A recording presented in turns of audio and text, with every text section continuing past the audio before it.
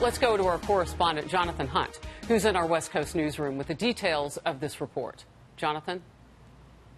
Good evening, Harris. For those who lost loved ones or who survived that terrible, traumatic night, it is a disappointing end to a 10-month investigation that has left us no closer to uncovering a motivation for the massacre. Paddock opened fire, as you said, from the 32nd floor of the Mandalay Bay Hotel, killing 58 people attending that concert. He had spent several days bringing in an arsenal of weapons and ammunition to the hotel, but as seen on this security camera footage, nothing about his luggage caused alarm among hotel employees. And while he had complained to friends about feeling constantly in pain or fatigued, and his doctor described him as, quote, odd and possibly bipolar, nothing about his behavior raised any red flags.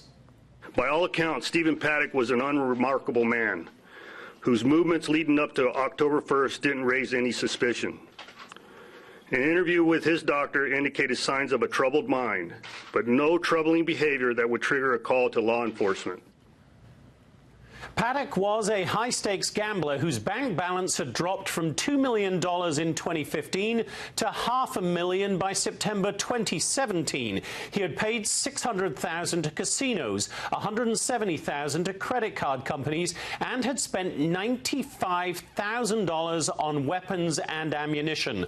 The report found Paddock acted alone. No suicide note or manifesto was found. There was no evidence of radicalization or links to any terrorist organization. The sheriff, by the way, also said today it was hard for him to even say the shooter's name during the press conference, and he does not intend to do so again.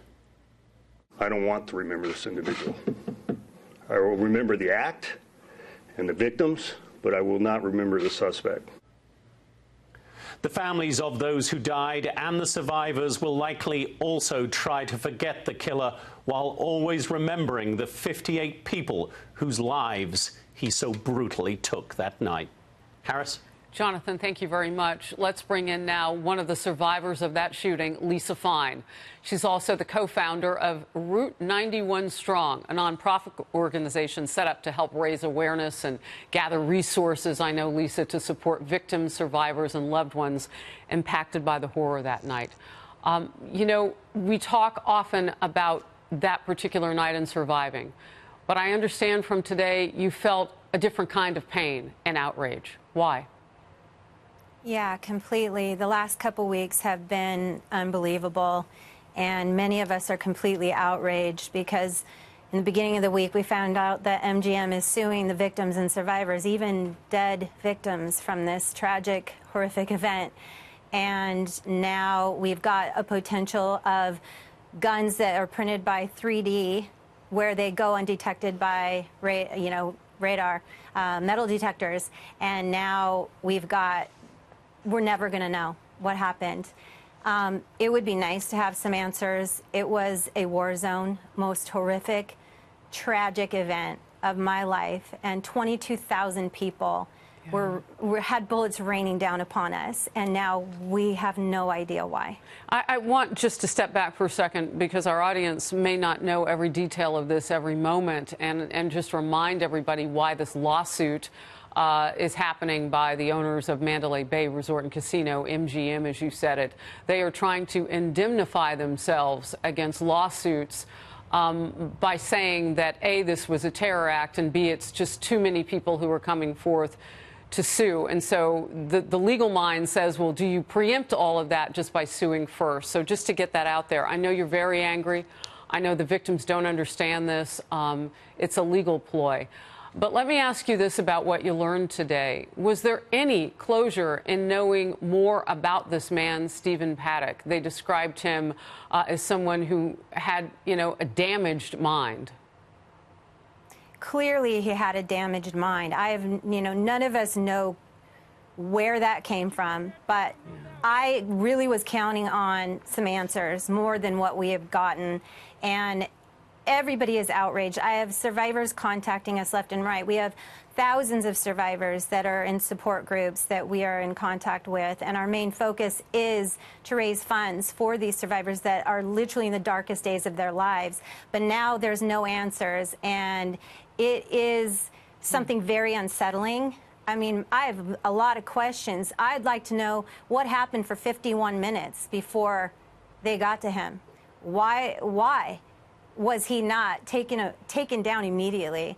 You take a chip off of one of those tables and somebody is on the ground. The fact that he carried 26 bags of weapons into that hotel will forever haunt me, because I had bullets 6 inches from my head while I listened and watched people in horror and agony being murdered in front of my face. You know, it was a war zone. You know, Lisa, as we try to get answers, I'm taking notes on what you're saying, too, because legal experts aren't finished yet either. I'm about to interview one of them, and it's helpful to know what some of your questions are and from your perspective. I know with that many people in a crime scene, it has taken some time, but there was a little bit of surprise that it hasn't even been a year yet. And sometimes with shootings like this, and you know, I know each one is individual, sometimes they'll tell us, oh, it'll be years before we ever know. So that's one of my questions. How did they get here this quickly? God bless you and the survivors and all the families of those who are missing loved ones because one monster decided to open fire high into the sky and rain bullets down on you. I'm so sorry. Yeah. Well, and it happened 3 years prior that I know about, and it was thwarted by a maid that went into the room. So they were aware that this could happen. And why are they suing the survivors instead of maybe helping survivors? There are people that contact me that say they will never, ever use MGM hotels again. They will never have anything to do with MGM after what they've done. For humanity's sake, I don't know who suggested that they go after survivors like this. Yeah. It is a tragic, tragic loss for all of us. It's like a punch to our soul again and again. I know you were hurting.